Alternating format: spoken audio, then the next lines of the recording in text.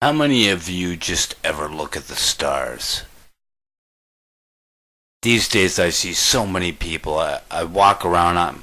I'm a people watcher, a singer in bands from way back, and in between sets, I would, most of the time, I'd say hi to people and stuff, but I go sit by myself and I just watch people. And these days, everybody's got their face in a cell phone, so you can't see what's going on up above us. Now, whether or not there is a firmament and all these stars are in the firmament, it's irrelevant to me. There's some pretty fucking cool shit that I see. What would be, I'm in St. Catharines, so I would be looking southwest.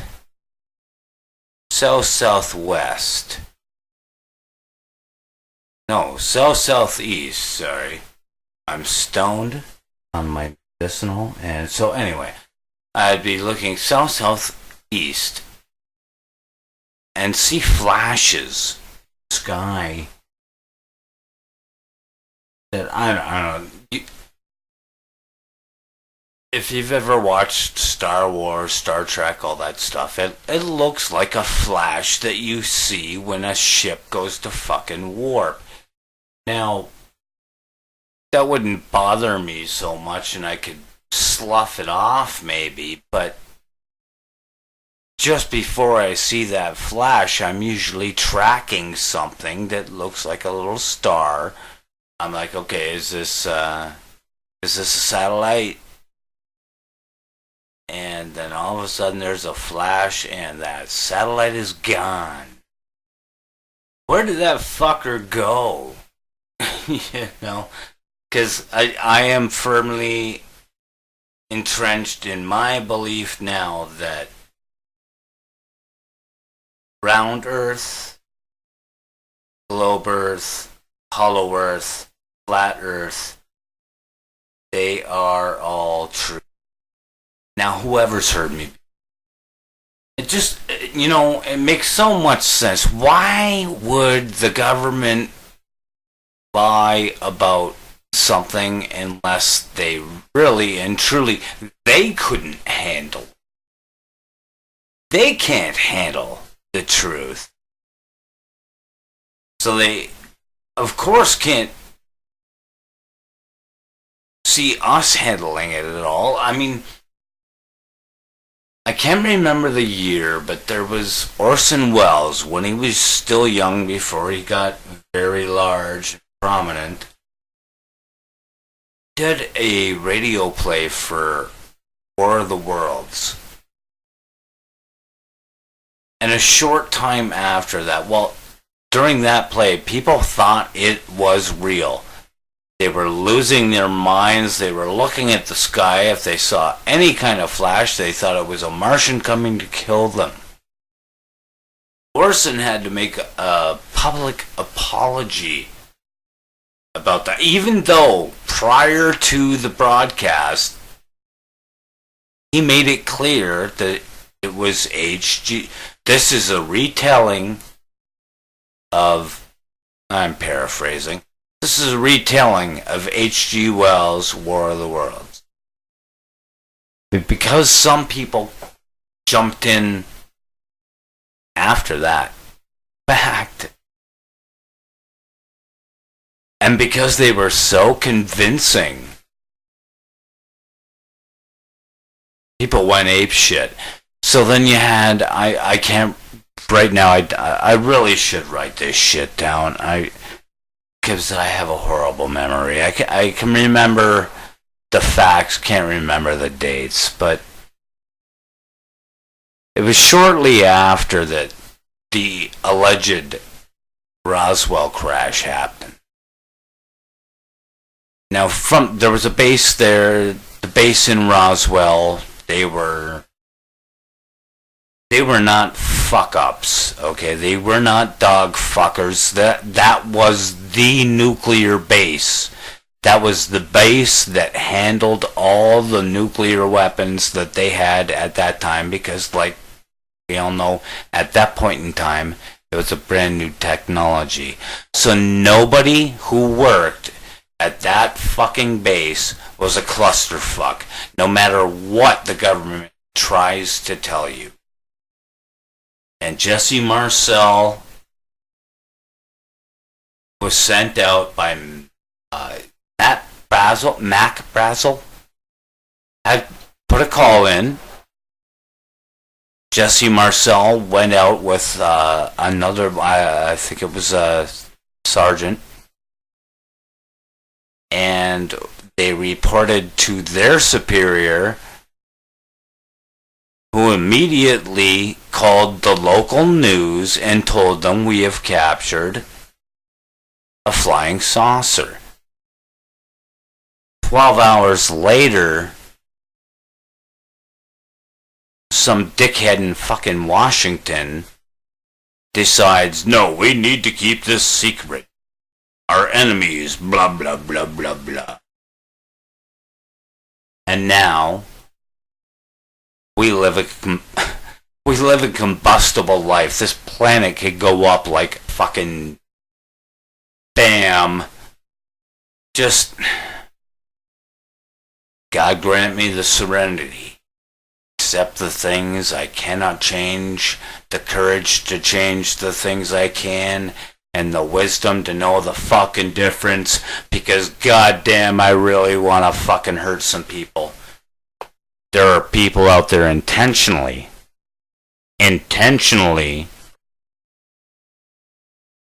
trying to destroy this world. They have their underground bases. Have you ever heard of Phil Schneider? Phil Schneider was of German descent, actually. He found out later in life that his father was brought over in Operation Paperclip. And he was, I believe, a geologist, but he was a major contributor to building the DUMBs, Deep Underground Military Bases. Now, I want to say alleged, but you know what? I believe this story because he has the scars to prove it. He talked about they had gone down a certain distance, something fucked up. He went down to check it out, saw an alien, or several, shot one because he said they are mortal, they do die. And then a guy, one of the aliens, waved his hand across his chest, and Phil was shot with a beam that basically gutted him like a fish. It was some sort of electricity, because if you look at his left hand, watch videos, go on YouTube. That's the only way you're going to find Phil. Look at his hand. His fingers are melted. And there's another video where he lifts up his shirt and you see the thick, disgusting scar running from above his genitalia to his neck from where he was gutted like a fish. And he credited a Green Beret for supplying cover fire, grabbing him, throwing him back in the basket, hitting the button to take him back up. And that man lost his life. Now, there are movies out there, we see, like Armageddon, Deep Impact. I want to get into Deep Impact for now, because what was the premise of that movie? There was something coming that was going to destroy the surface of the world. All the countries, all the continents came up with their... they kept it secret long enough so they could build bases. But they held a lottery. Certain people were picked for being doctors or scientists and geologists, and you get the point. But nobody over 50, aside from the aforementioned professionals, was going to make it. But there was a lottery, and a lot of people had a chance to go be in these bases, and well, we don't have that chance. They put out movies like that to make us think that we have the opportunities that they have, but we don't. If you want to know what the truth is, have you seen the movie 2012? It's probably a little bit closer to that. Everybody who was on those ships or had tickets for those ships, for the end of the world ships, were millionaires and billionaires, royal family, billions paid in euros. That's the reality. People like you and me don't have a chance. Well, we do. But we have to be willing to kick the shit out of the criminals that have usurped our governments. Royal families are basically people that are scum, that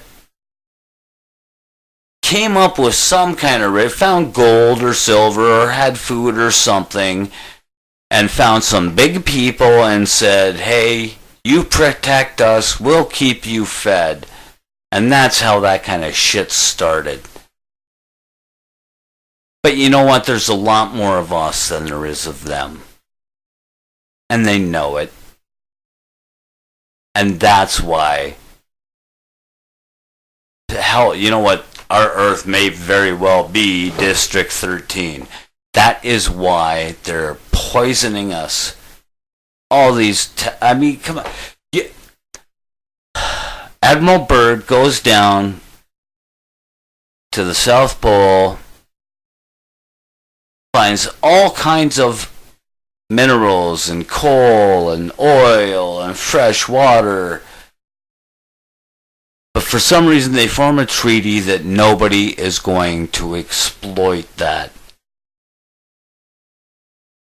Now if you Google through plane crashes unexplained, you will find a bunch of them. A bunch of planes just poof, gone. Rockets, poof, gone, explode. What if they hit the fucking dome? What if that's why they exploded? You know, there's the obvious blatant ones that exploded on the launch pads or 30 stories in the air from the launch pads. And I also would like a lot of you, anyone who listens to this, look at as many shuttle launches, rocket launches as you can, because you're going to see the rockets go up, and then they start to curve. And you don't, like I said, you don't have to take my word for it. They start to curve. They start to straighten out until they've gone past the point of our, there's a term for it, but our viewpoint. We can't see at a certain distance, things look invisible, even though they may be there. The reason people thought that the world was round to begin with is because they would see ships taking off and go over the horizon. They watch the sun go over the horizon and go to half and all this stuff. But since the invention of telescopes, I dare any of you rent one even. Go to a heavily, what's the word I'm looking for? Go to a high traffic area for ships that you know it's a lake or an ocean or something like that, and watch them with your eyes until you can't see them anymore. Then break out the binoculars, just binoculars even. Then break out the binoculars. And then send me a message on Factor Theory Live, my Facebook page, and tell me. And tell you, I don't want to just hear you mouthing off. Film it. Have somebody film you watching a boat disappear over the horizon. Then film them watching you break out the binoculars and seeing it again. And then put the camera at the binoculars so we get that perspective. Because that's what you're going to see. Now, I'm not saying the Earth's not round. What I'm saying is the Earth is a fuck of a lot bigger. For everything to appear to be flat, the Earth would have to be hundreds to thousands of times larger than we are being told. And, you know, if you look at our history and the way we are, I don't doubt for 1 second that we are domed in here. We are prisoners. That's all there is to it. The rest of this massive plane or planet are protecting themselves from us. Some of the fuckers eat us. Whether it's outright physically or they're psychic vampires. But I'm thinking a lot of the stuff we're seeing in the sky will be either firmament, but there are, don't get me wrong, there are real UFOs / spaceships. The triangular ones are the one, and some of the earlier round ones that just look horrendous but have been proven to be real, those are ours. Those were the first, the round ones were the very first, and the triangles are now our updated versions. And some of the other things we see, you know, it's strange. I've seen footage of these things that look like creatures swimming around in the atmosphere. And that would make total sense if there's a firmament. They live in the firmament or on the other side of the firmament, in the waters that are separated. This is all just theory, but holy fuck. There are people who know the truth. At least to a massive degree more than you and I and the general public know. And it's these cocksuckers, the Rothschilds, Rockefellers, Saxe-Coburgs, Gothas, Coburg Gothas, whatever the fuck you want to call yourselves, the Bushes, the Clintons, the Obamas. Why are they allowed to live? The Trudeaus, the Harpers, the Dykstras. Why are we allowing them to live? They should be publicly hung for crimes against humanity and nature and God. Jesus X's father. Sad and pathetic, people. You would rather believe some ass clown that you see on TV just because they're wearing a suit, or because they start to get sarcastic and snarky. When people get sarcastic, snarky, or even violent against the things you're saying, you know why they do that? Because they know they're wrong, but they refuse to be wrong, so they try to bully you into thinking you're wrong. Well, fuck you. Fuck the government. Fuck all governments. The word government literally translates to mind control. Look it up. Everything they do is a slap in the face. Look up Project Mockingbird, Project High Jump. Look at all, seriously, look at the videos about the Holo hoax and and the moon landing hoaxes. If you seriously look, you can be fooled. I have been fooled. Jesus was fooled. God has been fooled. We've all been fooled by the fucking Zionist Jews. Accept that you can be fooled. Open your mind a little bit. Then just check out those videos, man. Like, seriously, what's it gonna hurt you? To just look at it. Check it out. Open your mind for a little bit. Suspend your disbelief. Listen. And if it insults your soul, then you know it's wrong, right? But if it gets you scratching your head, you've just made a giant stride. I'm Steve Crawford. This is Factor Theory Live.